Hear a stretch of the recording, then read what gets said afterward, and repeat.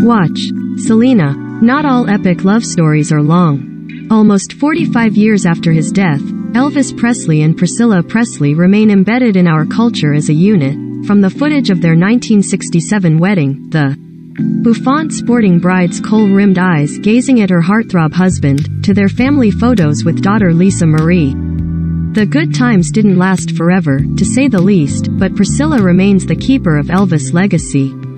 She became a co-executor of the King of Rock and Roll's estate after the death of the singer's father, Vernon Presley, in 1979 and has been instrumental in keeping Graceland up and running as a tourist destination, though pilgrimage site may be more accurate, and her ex one of the highest-earning deceased celebrities of all time. But even if Vernon had handed the keys to the castle to someone else, it's not as if the experience of being in love with one of the most magnetic people ever to walk the earth was just going to fade away.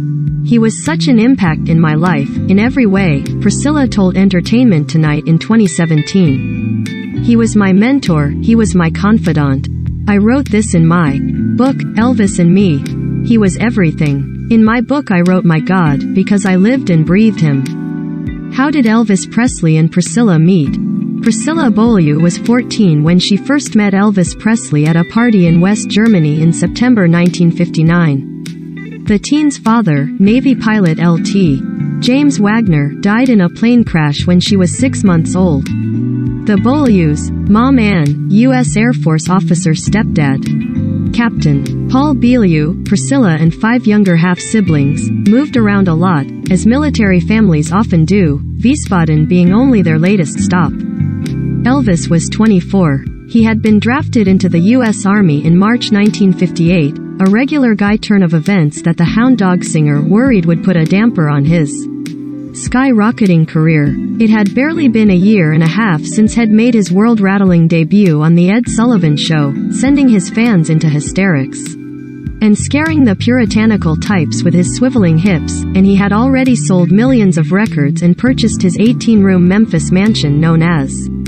He had a tendency toward excess, as his lavish home decor and bespoke wardrobe would later attest, but he was also a mama's boy with an old-fashioned streak, especially when it came to ladies acting like ladies, even while boys would be boys.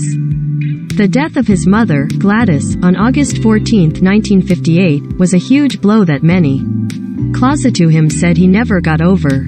In a first-person account for People in 1985 coinciding with the release of her memoir, Priscilla recalled being introduced to Elvis at his rental house near the army base in Bad Nauheim. The star asked her, "Well, what have we here? What are you, about a junior or senior in high school?" When she told him she was in 9th grade, he chuckled and said, "Why, you're just a baby." Then he strolled over to the piano and started singing. I saw Elvis trying to get my attention, Priscilla remembered. I noticed that the less response I showed, the more he began singing just for me. I couldn't believe that Elvis Presley was trying to impress me. She was just wearing a little sailor dress that night, she later remembered to UPI, because she could still barely believe she was going to meet Elvis. Priscilla was invited back to his house for another gathering. And another. On that third night, he invited her upstairs to be alone, she recalled to People, assuring her, "I swear I'll never do anything to harm you. I'll treat you just like a sister." When did Elvis start dating Priscilla? Her parents didn't like it at all, but when it became clear she wasn't going to stay away, Priscilla's stepfather insisted they at least meet the man, and when Elvis came for dinner, dressed to impress in full uniform, Paul leveled with him. "What do you want?" "Well, sir, I happen to be very fond of her." Priscilla remembered the man whose lower half was censored during his third appearance on The Ed Sullivan Show, telling her father, "She's a lot more mature than her age and I enjoy her company. It hasn't been easy for me, being away from home and all. It gets kinda lonely. I guess you might say I need someone to talk to." "You don't have to worry about her, Captain. I'll take good care of her." Despite their technically unconsummated relationship, they became deeply involved, Priscilla told People.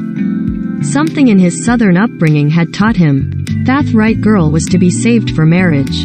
"I was that girl. At the same time, he molded me into his woman. I wore the clothes, hairstyle and makeup of his careful choosing. Early on she also started to resent having to share him with so many admirers. It was only late in the evening, when we were in his bedroom, that I was truly happy, she told People. Where, she described, they'd kiss and talk for hours. Priscilla has maintained that they never had sex until their wedding night. But she started to have trouble keeping up in school, and one night he gave her a handful of pills to help her stay awake the next day. She didn't take them, only finding out later it was dexedrine, amphetamines, that is, which Elvis started using when he got to the army.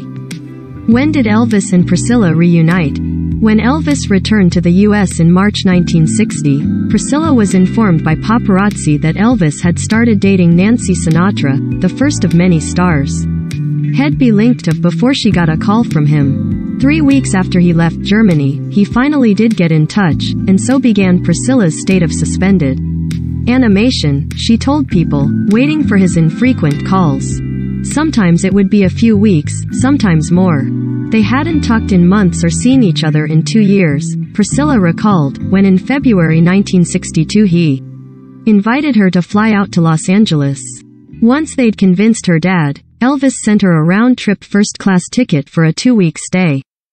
Yet even after some cuddle time when she first arrived, he told her she couldn't stay overnight at his house and had a member of his entourage drive her to the home of some friends. Priscilla later found out that he had only recently shipped his supposedly former girlfriend Anita Wood back to Memphis, and he was trying to avoid his guest from out of town being present for any late-night phone calls.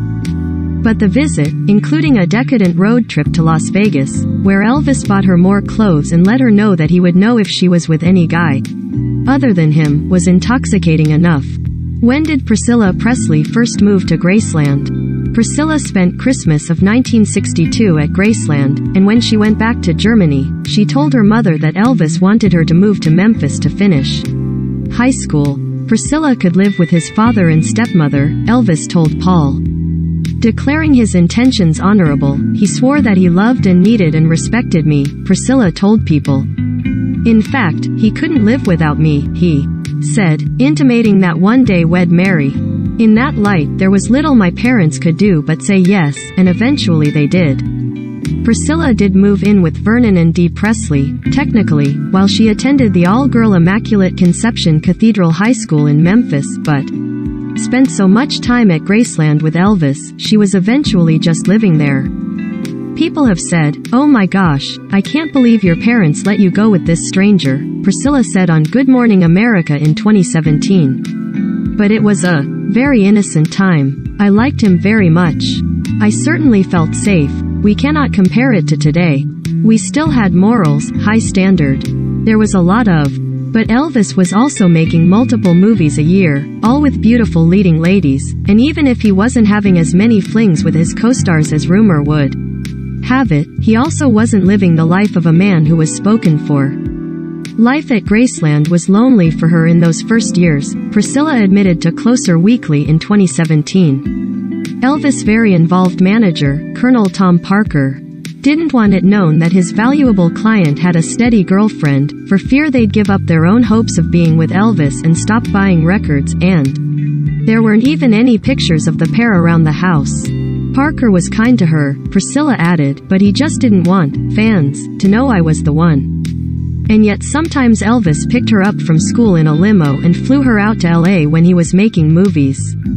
It was a lifestyle so outrageous, Priscilla told People in 1978, that I am just thankful I've come out sane. Ultimately, Elvis never veered from the course he decided on with Priscilla, getting down on one knee in her bedroom at Graceland shortly before Christmas in 1966 and proposing with a 3.5-carat diamond surrounded by 20 more diamonds, the ring by Memphis jeweler Harry Levitch.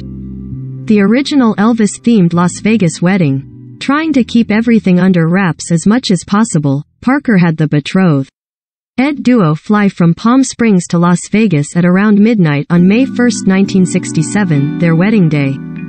Frank Sinatra loaned his private jet. They got their license at about 3 a.m. Priscilla remembered to Closer, and tied the knot in a room at the Aladdin Hotel in front of 14 people, the ceremony officiated by Nevada's Supreme Court Judge David Zenoff. A quick press conference and a champagne breakfast for 100 guests followed downstairs. They later threw a bigger party at Graceland. My wedding was very unusual, Priscilla recalled last year, per Vogue. It was the people closest to us, and private, and that's how we wanted it. We didn't want a fan club. We didn't want a circus. After the ceremony, Elvis quipped, "Well, I guess it was about time. With the life I had, I decided it would be best to wait." What was Elvis and Priscilla Presley's marriage really like? 9 months to the day after they became husband and wife, their daughter, Lisa Marie Presley, was born in Memphis. Elvis was a doting, loving father, Priscilla told Closer, but he didn't change diapers. That wasn't a mom's job, and had a hard time watching the baby eat, due to the inevitable drool. He did, however, buy Lisa Marie a fur coat when she was 3 and hand out $5 for lost baby teeth. When he bought his own jet in 1975, he christened it the Lisa Marie. But with Elvis, Priscilla explained to people in 1978, "My life was his life. He had to be happy. We never disturbed him. My problems were secondary." Moreover, she recalled to people last September, women gravitated to him, so I would be nervous when he had to go places alone. I would even go with him to get his teeth cleaned. I always had an eye on him because everyone in the world was after him. While they were married, though, I was always ready to greet him at the door and pamper him, she said. I loved taking care of Elvis very much. I loved tending to him. I loved feeding him. We would baby talk, because you have to have your own language when you have that many people around. It was a good life. It was different, but it was ours. Why did Elvis and Priscilla divorce? Elvis was a chronic cheater and, eventually, Priscilla told Closer, she stepped out, too. She tried to ignore what was happening for as long as I could, she said, but I did know that there was some finagling going on.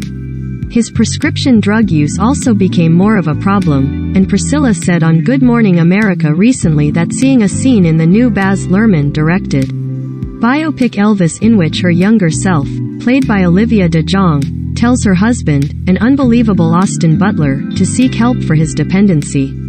Touched a nerve. It was getting more and more frightening as time went by, Priscilla recalled, where he just was like, rebelling. Elvis also had a temper, and wasn't used to anyone telling him no.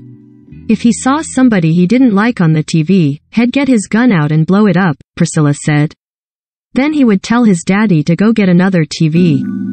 Did Elvis and Priscilla Presley have a friendly divorce? When their divorce was finalized in 1973, they left the courtroom hand in hand.